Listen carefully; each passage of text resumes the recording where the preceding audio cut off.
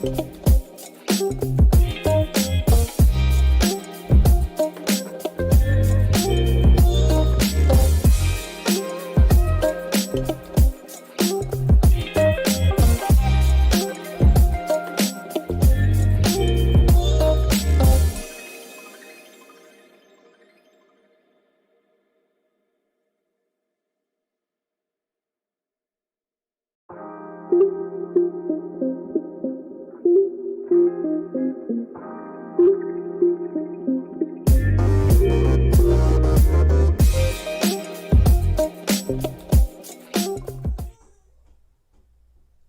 afternoon, fancy meat computers. Anybody remember what slide we were on?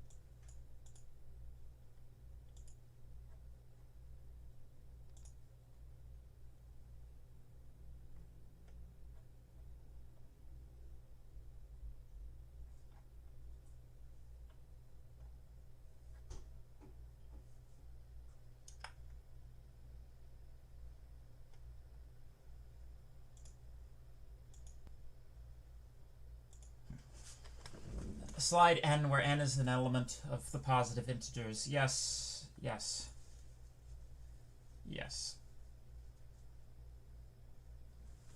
I'll just take a look.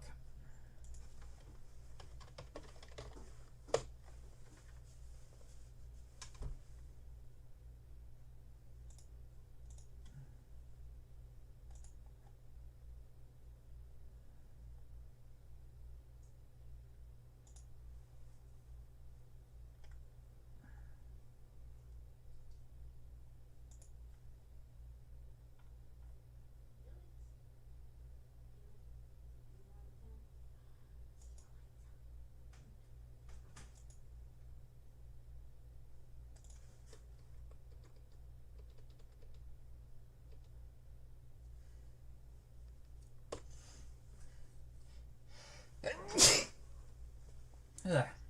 Seems like this is where we were. Good. All right.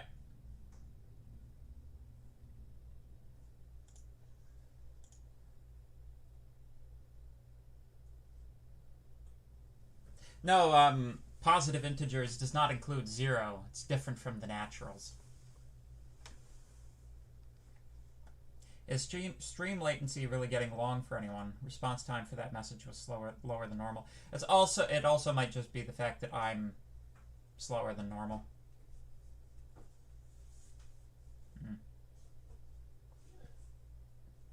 Okay, we're gonna test the latency. I'm gonna clap my hands, and then you guys respond to that in the chat. We'll see how long the latency is. Ready?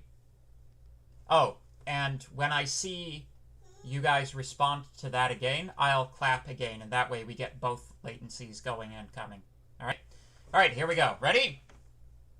Get your chat messages ready. Get that finger hovering over the enter key. Boom!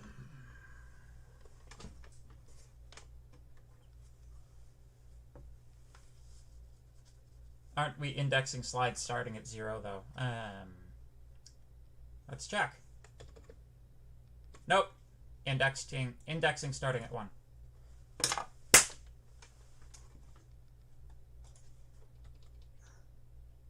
There. So that should give you an idea of the latency.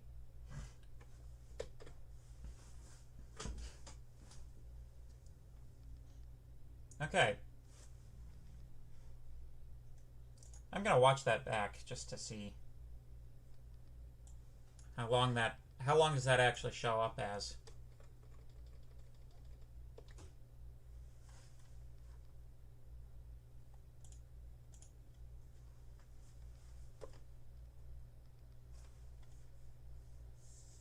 So 620.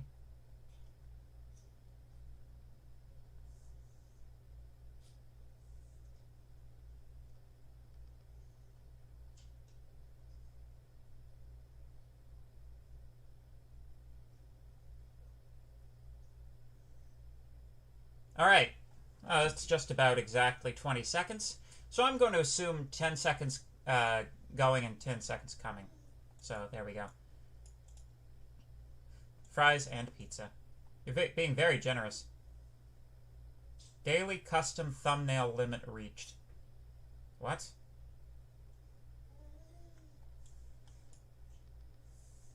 What the heck? Okay. Weird. Alright.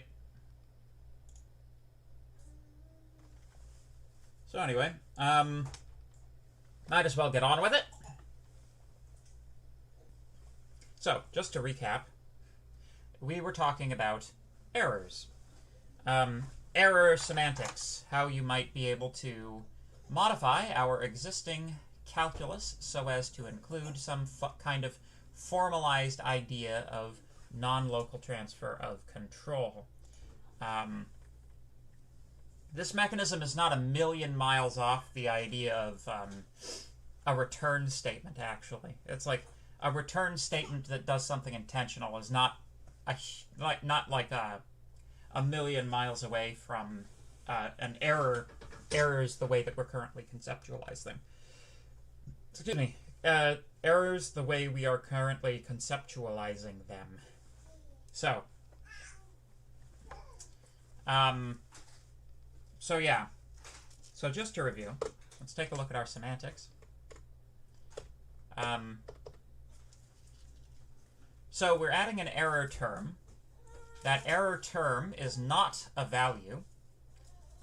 If it were a value, then we would introduce a inconsistency. We'd break determinacy with respect to our congruence rules for application. Also, we're not doing anything fancy here. Like this is an extension of the pure simply typed lambda calculus. So there's nothing like sequencing or anything like that in this for the moment. Although you can imagine how an error term would interact with those types of terms as well, hopefully. Also, this is kind of tricky. Errors have error go birth. Yep. Errors have a very general typing. Essentially, it's correct to have an error in any context. So errors have any type. The problem, of course, with that is we don't really have a conceptualization of what it means for something to have any type in the simply typed calculus. But we're kind of just gonna go with it for the time being. We're not going to bother proving preservation or anything because we don't have the correct mathematics yet to be able to do that. So no preservation proof. Wah! Yay! Woohoo! Anyway, so yes. So let's talk about error typing. Finally, note the form of our typing relation. The T in the typing relation means that errors can have any type. This is because an error is a valid thing to have in any context. Consider the following. Imagine we have lambda x, which is of type bool, and then it returns x. So it's like, surprise, assignment 11, prove the preservation of error. You know, I actually considered doing an assignment 11 and like making it a bonus assignment, but I figured you guys would probably be busy enough with project 3. I'm not going to do that now, so don't ask. So this is like an identity function over booleans. If we apply error to it, that's correct, right? If we have something slightly more complicated, with true being applied to error, and then error being applied to this, That's also correct. The error would consume this true, and then the error would consume this lambda. So, in the first case, the error has type bool, and in the second case, the error has type bool yields bool. Both are equally correct. This typing behavior is, incidentally, the same way that the error function works in Haskell. So this is a little bit of Haskell pointers. If you want some help with how to debug your projects, this might be helpful for you. So the error function in Haskell is valid in any context and immediately halts the program and displays its string input as an error message when called. So it's kind of like an assertion that always fails in another language. But the important bit is, Haskell, I'm sure you've noticed, is very touchy about things not being the correct type. It is strongly statically typed. Statically typed? I think it's statically typed. It's strongly typed, and if you throw something into a context where it's the wrong type, you won't be able to compile it. This can make it difficult to, work with the program, especially for something like debugging.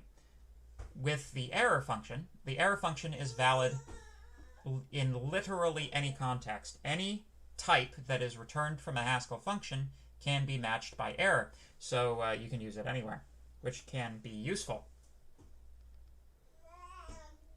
So, one use case for error is to debug non-exhaustive pattern matching errors during execution. So you may have noticed, if you call the Haskell function wherein you have forgotten to address one of the cases in a pattern match, let's say you were doing, some function over terms and you forgot, like, is 0 or something, right? The error that's returned to you will be something like non-exhaustive pattern matching found in function, and then it specifies the function, but it doesn't actually tell you what failed to match, right? So, if you insert the following line at the end of your function, it has very useful functionality. So if you have, like, for example, SSOS, for some term t, you just put a variable in there to catch anything, right? You can then error it out, show t, and this error message will display anywhere you would have gotten a non-exhaustive pattern matching error. And it will actually show you the case you missed, which can be very useful. Half the difficulty in Haskell is getting it to actually give you useful error information. So, any non-matched patterns will end up caught by this line and displayed as error text. That way you actually see what failed to pattern match. For a debug function that doesn't immediately kill your program when you try to print something, your professor recommends the trace function from debug.trace. Trace essentially just it's kind of similar to it's somewhat similar to error, but essentially its first argument is some message, and the second argument is whatever it was that you wanted to execute. And anytime that function is, like, called, it'll display that message that you write there. Debug.trace is extremely valuable and useful. So, one big problem that arises immediately from the way we've typed error is that it breaks the type system. A very important property of the type system that we had going into all of this is that every term has a unique type, right? We had a sort of uniqueness of types theorem somewhere in the back end. Somewhere earlier on in the course, we had a uniqueness of types theorem. So this, in turn, breaks the determinacy of the type checker. So the reason is, let's say you just had a term that was an error, right? Just an error. No context. What do you type check it as? Right? What is the type? It's like, Well, it could be bool, it could be napt, it could be unit, it could be anything. It could be the atomic type. We don't know what it could be. It could be any one of those things. And, like, while picking one of those might yield a program that would just run fine, you're making an arbitrary decision, so you have broken determinacy. Bam. So, unfortunately, we cannot solve this problem with simple type theory. However, with extended and advanced type theories, we have a couple of solutions that might be available to us. I'm not expecting you to know what subtyping is from one sentence, but, you know, you should know that subtyping is a way of being able to handle things. We're actually going to be talking about subtyping when we talk about the advanced topics in type theory. But, so, using subtyping, we can assign error to the minimal type bottom, which can be promoted to any other type. And using parametric polymorphism, we can give the error the polymorphic type for all x, which can be instantiated as any type. So, very roughly speaking, with respect to the Curry-Howard correspondence, subtyping corresponds to partially ordered set logic. Parametric polymorphism corresponds to second-order logic.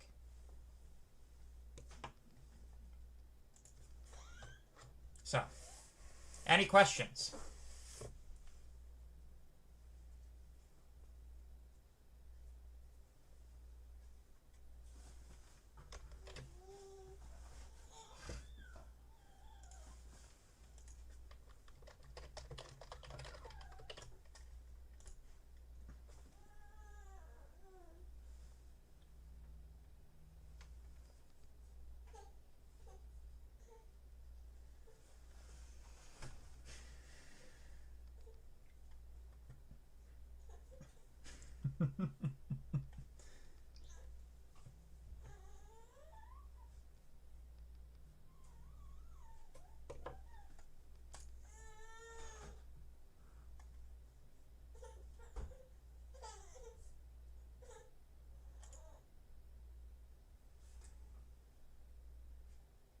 Oh, that's not caught up to date, has it?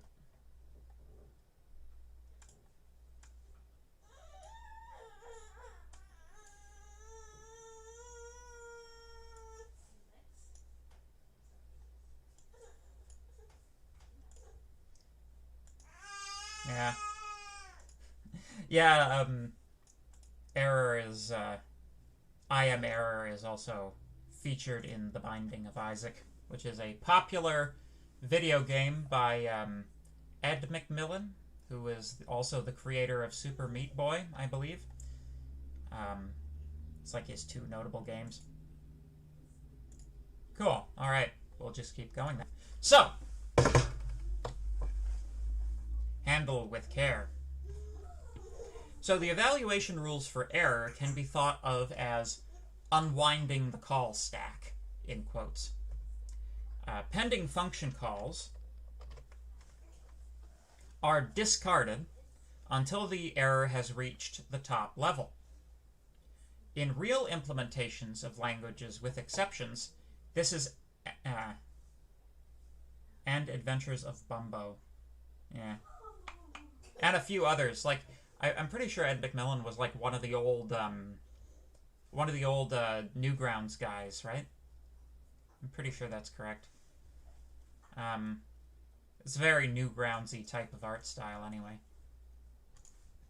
So, very, very Flash 5, you know? Anyway. In real implementations of languages with exceptions, this is exactly what happens.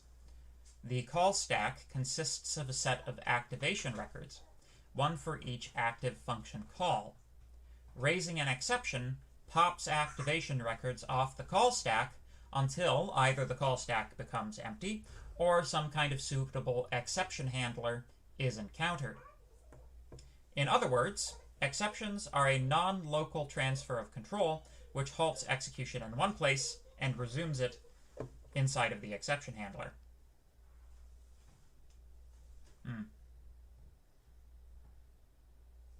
Huh. Interesting. So let's talk error handling. The above semantics extend simply typed lambda calculus with the error term. So we've defined error. Now we're going to define something that catches an error, right? So we introduce a new term, the try with, which is, the same as a try catch, which is the same as like a try except in Python.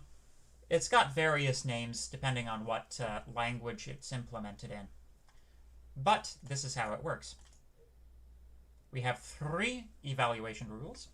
Number 1, if you're trying a value, that it just evaluates to the value. T2 does not get executed. There's no congruence rule for T2. Try error with T2 evaluates to T2. And we have a congruence rule that allows us to evaluate T1 only. None in Golang. Suspicious. So essentially, the way that the semantic is working here, very similar to a let binding, actually. So the first term has to be evaluated down to the level of either error or a value, right?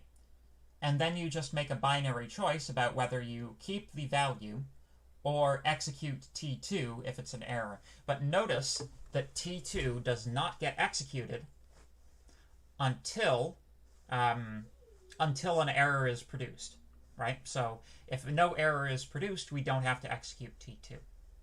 Kind of similarly to how in an if statement, if you go with the true branch, you don't have to execute the false branch. You could rephrase this as an if statement reasonably easily. So, the above semantics are relatively free of subtleties.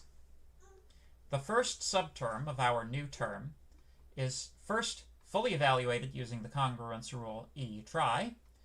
If that evaluation results in a value other than error, which is not a value, that value is the result of the exception handler. The second term is therefore never executed. If the evaluation of the first term results in an error, we instead yield the second term. This is a rare instance of an evaluation result not being fully evaluated itself. I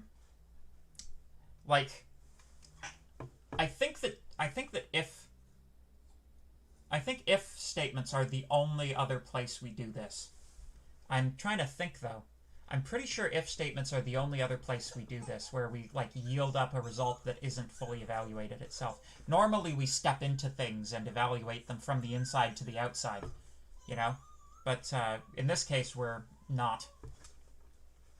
Anyway, typing is also easy to understand here.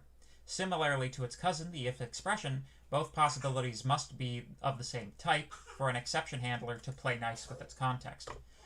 So I skipped the typing rule, but so in order for a try with statement to be well typed, both T1 and T2 must be given the same type T.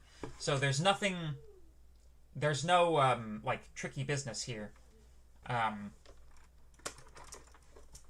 There's no tricky business here with needing polymorphic types in order to be able to type the handling expression. That's just the error that needs that. That is why Go uses if statements to error handle. They're so similar. Yeah, and also an if statement is a slightly more general construct, right? This does something specifically. But you get more flexibility if you're using an if statement to handle this kind of thing, because if statements in general are more flexible. So yeah. So anyway, that's that much. So I'm going to assume there are no questions about that.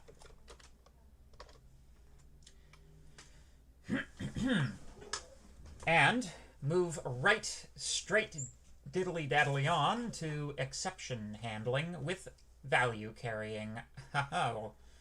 So we are going to try raising errors now. So, up to this point, we have only raised errors in the most general sense. In real-world languages and operating systems, errors are most often accompanied by error messages. Whether or not that error message is intelligible depends on whether or not you're using a Windows operating system. Womp womp. So, in terms of language semantics, we need to couple our error term with another term in such a way that the coupled term is carried through the abort procedure. So, in order to accomplish this, we have to integrate the semantics of error and error handling while adding a new functionality. Thank you!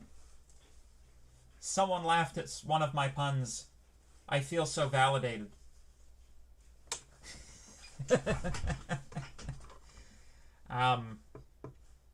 So in essence,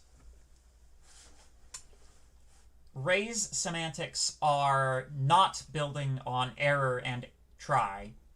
They re-implement error and try, right? In theory, you could also you could integrate error into this reasonably simply, you know, but you'd require another slide full of semantics to be able to do it, and there's really no reason to, when you can just raise 0 or something. You know, like the raise semantic generalizes to the error semantic if you just don't care about the term that it's carrying. But anyway, so we now have raise. We have try with. We still have that. Kind of functions the same way that you would expect. So raise at e app raise 1 and 2 operate pretty much exactly the same as error e app error 1 and 2. You'll notice, however, in order for this to work, raise must have a value, right? So of course we have a congruence rule. We are able to evaluate the thing that raise is raising, and we must do that before we can gobble up other terms in applications. So, this is good. We also have the ability to gobble up errors that may occur while we are calculating the error that we're trying to return, which sounds kind of silly, but it's like, you know, consider this for an example, right? It's like, let's say you had a scenario where you were trying to put together an error message, right? And in order to put together the error message, you had to use like a string conversion method on a float, for example. If an error occurs during the conversion of that float, then it's basically like you don't stack errors in this conception. You just get one error. And the error that's returned is the error that, you know, it's sort of the innermost error that happens under this scheme. So we have e-raise raise. So if you have a raise inside of a raise, that evaluates to raise.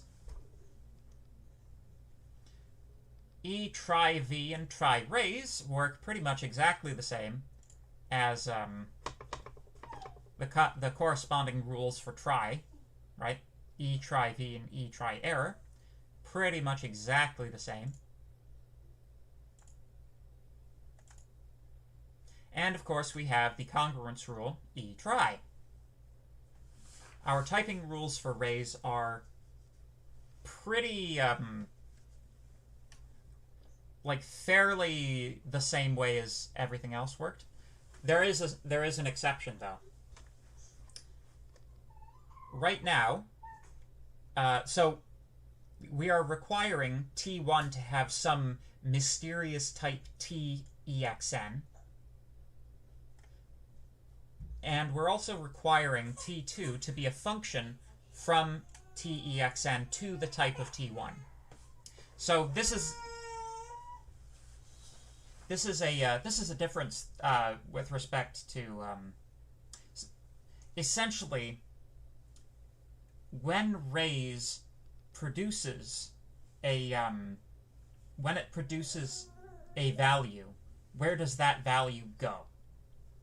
Well, if you take a look at e try raise, we take that value and we apply it to T2 now.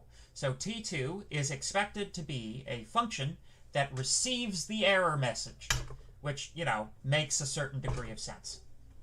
Any questions about this so far?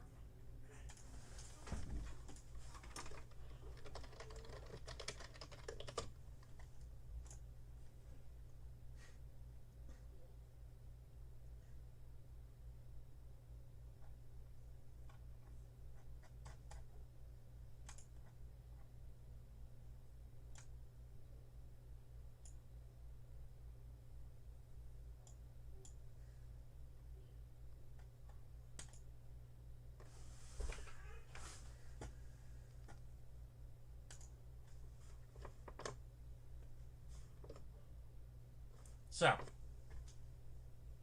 oh, we got a question coming. We got a question coming in. Could I please elaborate that point about T2? Yeah, actually, I just realized that it is elaborated in, like, the next few slides, so I'll just do the next few slides. Yeah, I'll let me know if you still have a question once we've gotten through that in the slides, okay? So, I deserve a raise. So syntactically, we have renamed error to raise and given it a subterm. The subterm is the information we wish to pass to the error handler. While the syntax of our try term remains unchanged, our type system will expect the second term to be a function accepting the value carried through the abort procedure. On the exam, raise an exception that details to the user that their computer has performed 6 backflaps. So,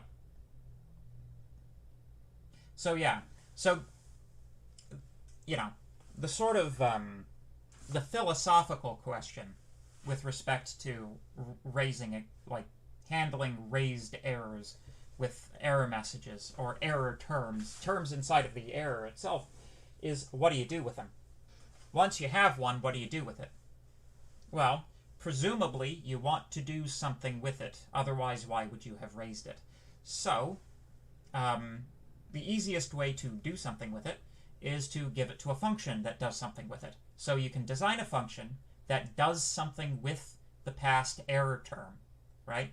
That requires T2 to be a function, which means it must be typed as a function. Fine. So, semantically, the evaluation rules eapp raise 1 and 2 work analogously to eapp error 1 and 2. The only difference is the requirement that the term be coupled, coupled to raise be a value. Hence, we require the addition of the congruence rule e-raise. The rule e-raise-raise lets us handle instances where applications of e-raise run into exceptions themselves, and e-try-v allows us to throw away the exception handling term if no exception occurred. So you can imagine what would happen. So this is the situation we're trying to prevent, right? If you allowed the computer to accumulate nested errors like that, you could handle that theoretically if you had nested exception handlers. The problem is how many. You don't know how many errors are going to be produced from the operation, because if you knew how many errors the operation was going to produce, you would fix them, right? So, rather than having to make the user worry about all of these nested exception handlers, what you do is you just cap the number of errors that can happen at once to 1, and then, you know, deal with that one, and then run it again, see if you get a different error and handle that one, etc., etc. So, e try raise takes the value preserved by raise and applies it to the as an argument to t2. Finally, of course, we need a congruence rule that allows us to evaluate the first term.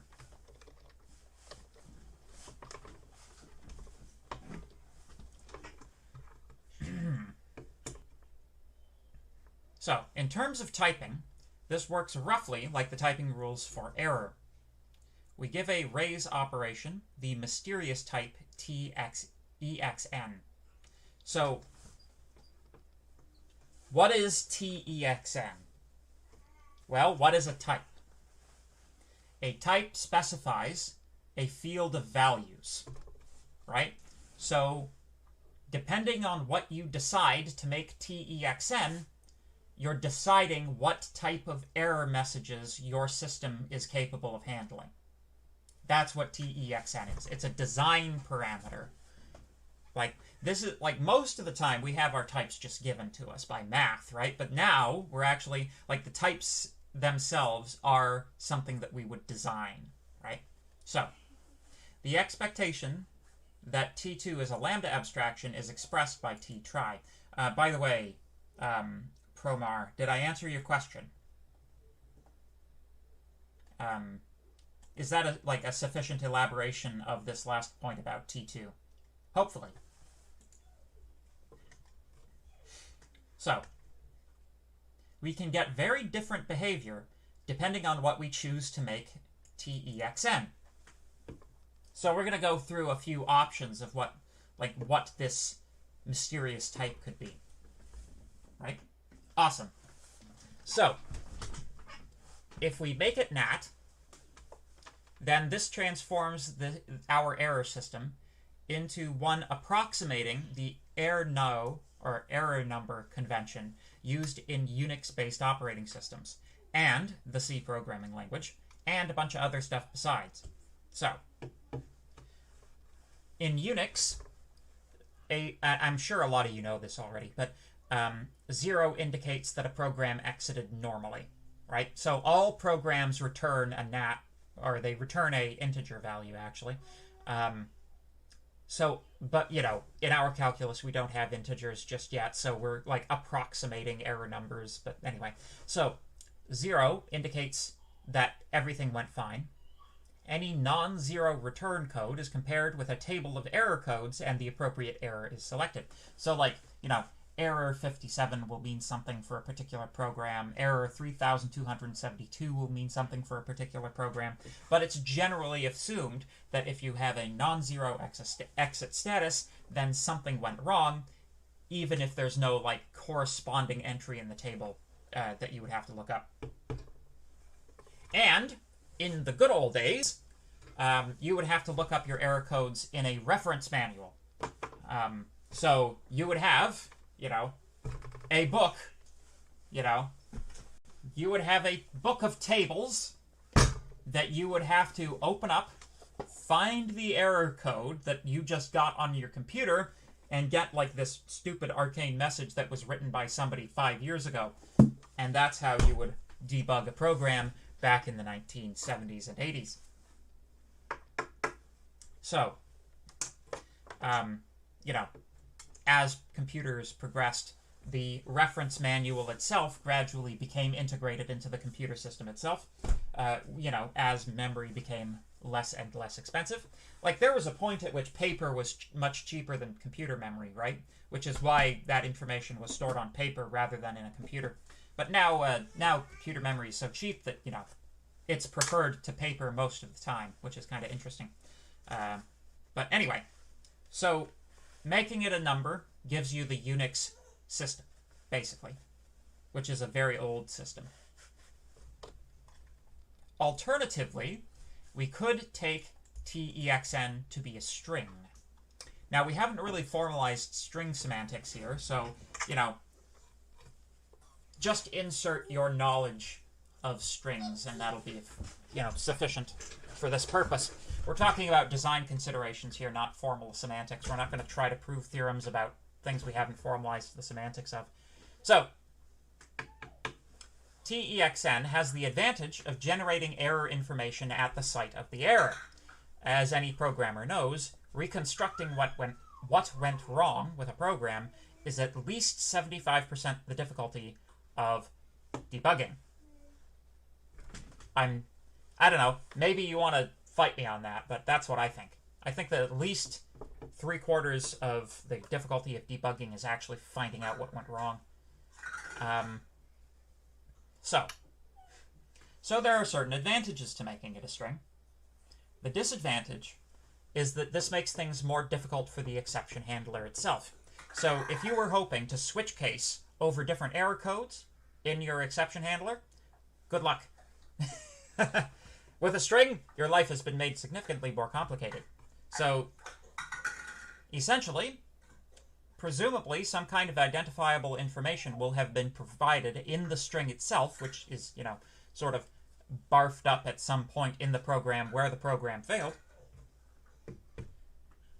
Which means that your exception handler has to learn how to parse strings. And as I'm sure a lot of you know, parsing strings is non-trivial. Yeah. Thank you. Thank you. Someone's laughing at my jokes. Only 8 people in the class, which means that my jokes are 12.5% funny. That's pretty good for me.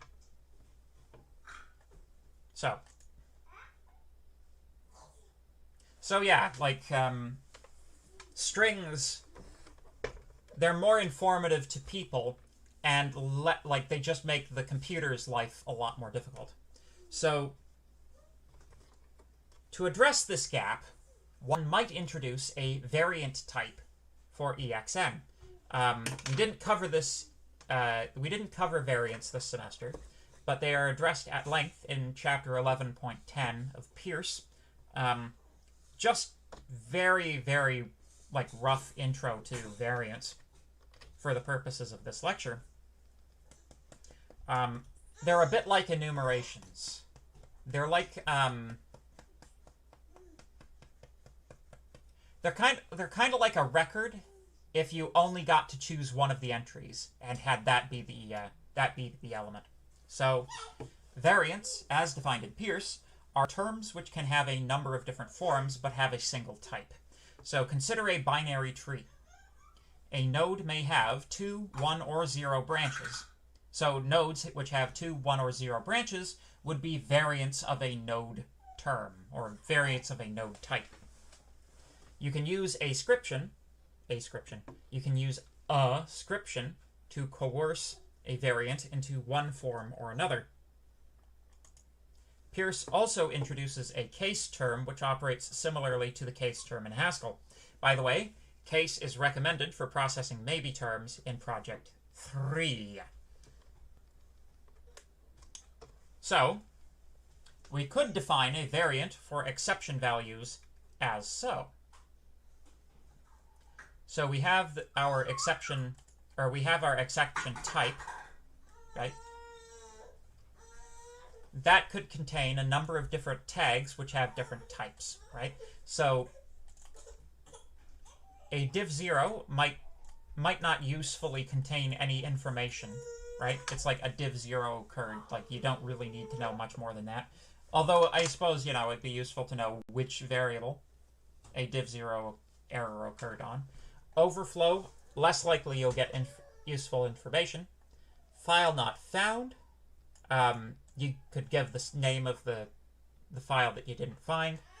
Segmentation fault, again, unlikely to have any information attached, etc., etc., etc. You can have your error term be any one of these, but only one of these. So this would give us much better error messages without needing the error handler to parse strings. We do, however, lose flexibility. How, for example, would a user define their own exceptions? Well, in ML, you define exceptions as an extensible variant, giving the user the ability to add unforeseen exception types. And presumably somewhere at the end you would have, like, unknown error, like some kind of catch-all for errors that aren't in the list above. Good. So, let's talk Java. I know that Java is old, but let's talk about it anyway. Java is like an important language historically, if nothing else. So, let's dig into the details of a real-world exception handling system of a language some of you may be familiar with. In Java, user-defined exceptions are defined as classes, unsurprisingly. The language provides a built-in class, throwable. An instance of throwable, or any of its subclasses, may be used to throw an error, which may be caught with a try-catch statement. New exception types are declared as subclasses of throwable. Similarly to the variant type described above, errors are represented at runtime by a tag indicating the class of error. One interesting feature of Java exception handling is that there is a natural partial order on exception tags generated by the subclass ordering. As a result, in Java, an exception handler that captures a particular exception class will actually capture that class and all subclasses of that exception. So it's kind of like that thing in Python that they're deprecating, where if you just use except with no error type specified, then it catches all error types. I don't know if Python also does this, but in Java, like if you had a class, like if you had throwable and then you had a subclass of that called like numeric errors, and inside of numeric errors you had like div0 overflow exception, you could handle any arithmetic problem that you specify as a subclass of like numeric error by handling numeric error, which is kind of cool. You can like group errors together.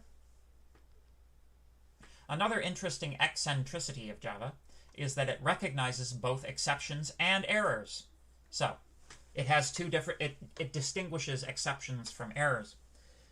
Roughly speaking, exceptions are events that can be recovered from, and errors are normally the correct response to an error is immediate program termination. So it's like exceptions should be, That's my phone. Yeah. That's okay. I'll call them back. Yeah. I just want to know where it is so I can stop it from ringing. Well, it doesn't matter, I guess.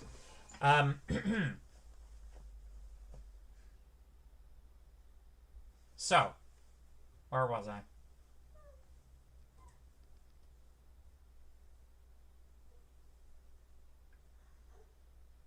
Yeah. So errors are generally something that kills the program. Exceptions you can try to recover from them. According to the type checking rules, methods must explicitly declare which exceptions are applicable to them, but not which errors. So errors are assumed to just kind of spontaneously occur, but exceptions, it's like, well, I'm doing file I/O, so file not found error, that's something that I actually have to worry about. Yeah. So, there we go. Any questions?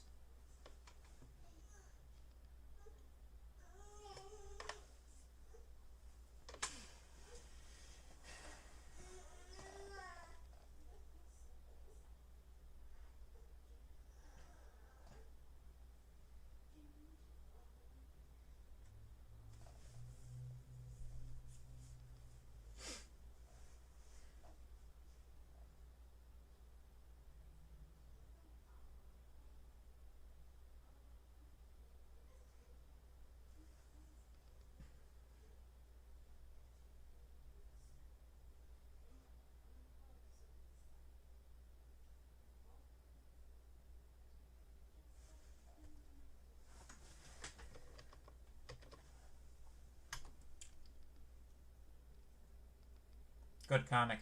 Yes, I like it. I think it's very, it's got meme template written all over it, you know? In fact, I did make a meme template from it, and I used it on my meme stream.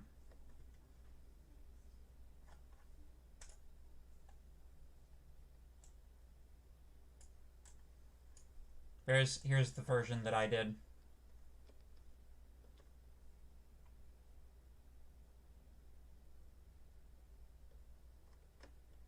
You know, sort of following on the everybody asks me for extensions all the time theme, which has been developing lately in the meme theme stream.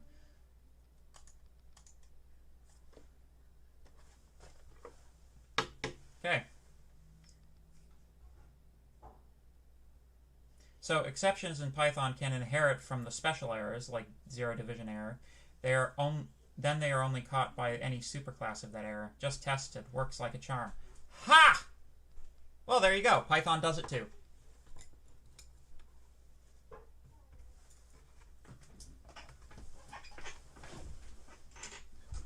Thank you for checking that out, Mark.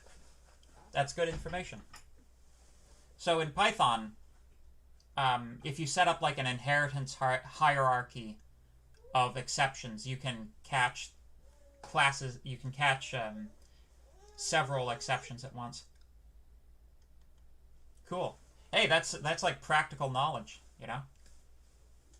We actually had some practical knowledge in this class. Hey, Nick, exam content. Nah, I wouldn't do that.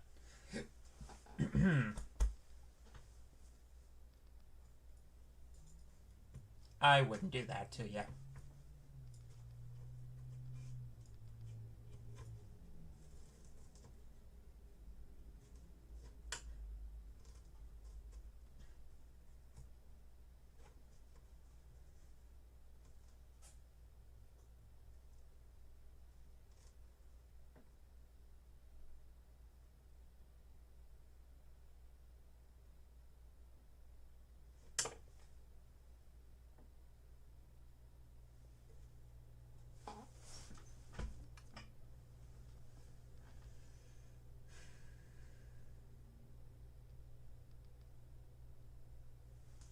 With this comic, you can really tell that the reason everybody's got their hands behind their back is because the artist is not great at drawing hands.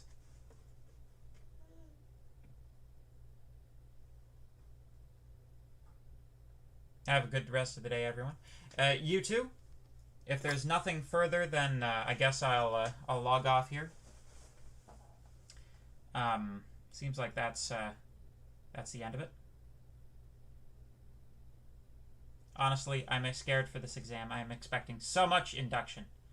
Yeah.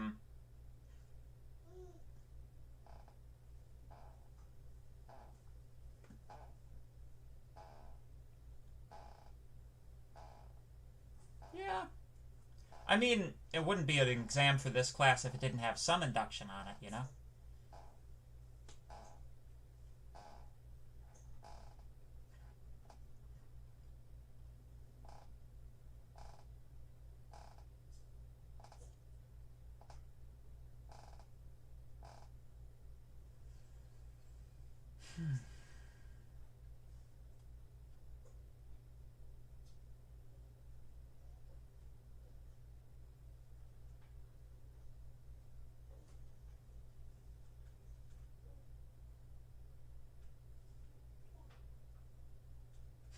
Oh, like every question is actually just an inductive proof?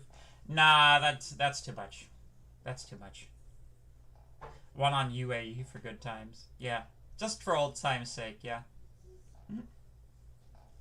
Yeah. I don't know, we'll see. I gotta get the exam together pretty quickly, actually. It's like, what is it, 2 weeks? 2 weeks to the day? No, less than 2 weeks to the day. Woo-hoo. Fun, fun.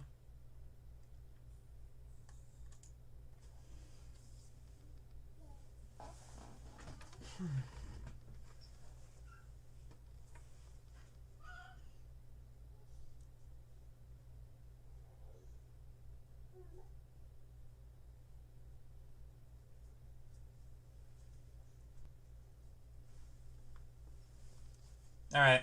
Well, take her easy, folks. Who is ready for the assignment ranking video I'm making, where I give the top 10 3MI3 assignments? Yeah, yeah, I would see that. Take her easy, folks.